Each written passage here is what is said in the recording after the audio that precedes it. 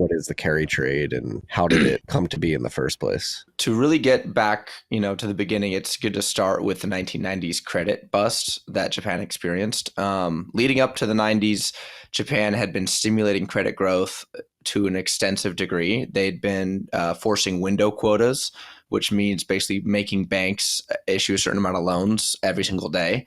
And that resulted in this massive credit buildup and an overvaluation of Japanese assets. At one point, not the presidential palace, but the imperial palace in Japan, in Tokyo, was valued at more than all of the real estate in California.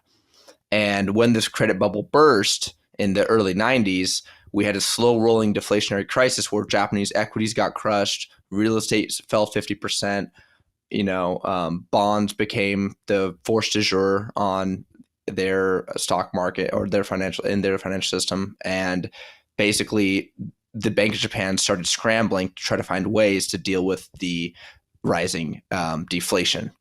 And this started with their 1999 lowering of interest rates to the zero bound on their policy rate, which is their version of the Fed funds rate. And then it started to evolve into what I call, in my writing, monetary experimentalism. So basically the Bank of Japan trying anything and everything to try to get out of this trap that they had created. So after they lower rates to basically zero in 99, in 2001, in March, they started quantitative easing. As you can see on this chart, they did a few hiking cycles that were very small and very short-lived. One right after the 2000 tech bubble, and then one right after and during 2008. But then they had to cut rates after that, obviously, as the global economy contracted. And in 2013, they began their program of QQE, which is quantitative easing, which basically means quantitative easing, but for only certain risk assets. And then they began in 2016 their plan of yield curve control, which Ben Bernanke helped to implement by flying over to Tokyo in the summer of 2016 to design. And that program essentially entailed QE infinity for the bond market and a suppression of yields basically to zero, including on the 10-year JGB, which was one of their benchmarks that they were looking at to ensure that the yield curve stayed flat. And what this resulted in is, over the last decade or so, a massive buildup of bonds on the Japanese government, the Japanese central bank balance sheet, and an overall, increase in government and private sector debt. So with interest rates at zero, when it costs nothing to borrow, when money is free, the Japanese government and the Japanese private sector levered up like excessively. And Japan, in some, has gone farther than any other G7 country with this game, and they did this before any of the other central banks did. And so we saw a total buildup of public sector debt at 263%, total private sector debt at 120%, and a carry trade started to develop where traders could borrow in yen at 0%. Sell yen and then buy USD or buy AUD or buy JGB or GBPs, British pounds, or euros or whatever, anything that had a yield, and essentially capture the spread in between them. And by doing so, by borrowing in Japanese yen and let's say lending in USD or lending in AUD, what they were synthetically doing or functionally doing is shorting the yen. And so we started to see a devaluation of the yen from the 2010s onwards. That was a slow rolling crisis, but it really started to accelerate in March of 2022. In that month, the Federal Reserve began raising interest rates, and the rest of the central banks globally started to follow. And what that meant is, with Japan pinned at the zero bound and the Fed raising rates and the ECB starting to raise rates, the delta between the two interest rates started to explode.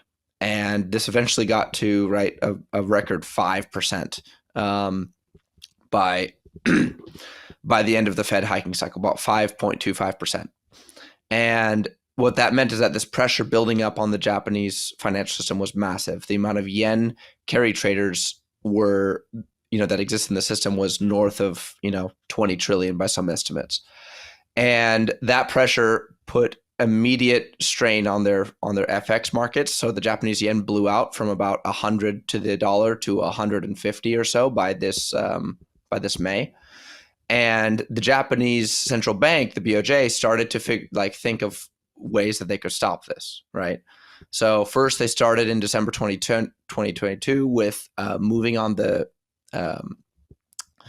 yield curve control caps from 0% to 0.5%.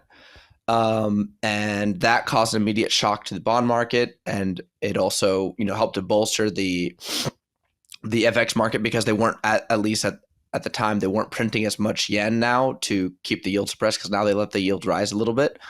Then they moved it again in the summer of 2023, so 6 months later, to 1%.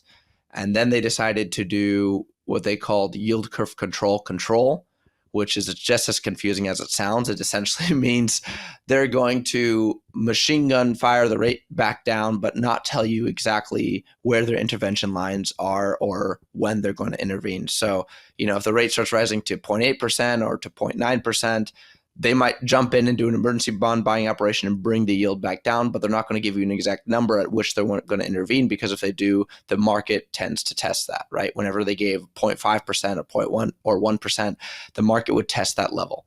So they decided, we're going to just give it an amorphous, we will intervene at some point if the yield is inappropriate and attack that cap or attack the market when they hit that cap. So that kind of worked for a few months, and it blasted the yen shorts and brought the yen back down from the 145, 150 handle. And then eventually they realized that the yield curve control policy was completely counterproductive, because when you're doing yield curve control and trying to intervene in your FX market, you're printing yen at the same time that you're selling USDs to buy yen, right? With one hand, you're intervening in your bond market with QE, and with the other hand, you're trying to intervene in your FX market by dumping your US dollar assets with these yen interventions, which the most recent one started in September and October of 2022.